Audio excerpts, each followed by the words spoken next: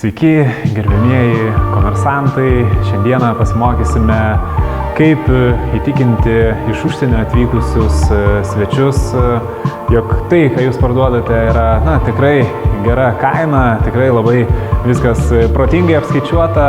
Tai kaip mes čia sakome, tai yra pigiau grybo, tai angliškai tai skambėtų. It's cheaper than mushroom.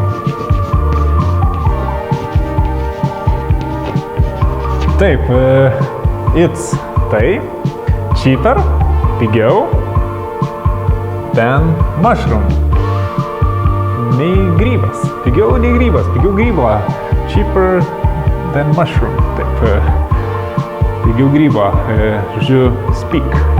It's cheaper than mushroom. Right. It's cheaper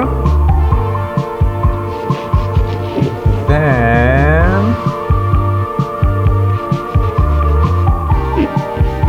mushroom.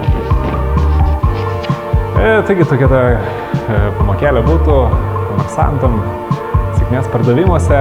Nepamirškite, jei tai pigiau nei grybas, tai yra it's cheaper than mushroom. Iki.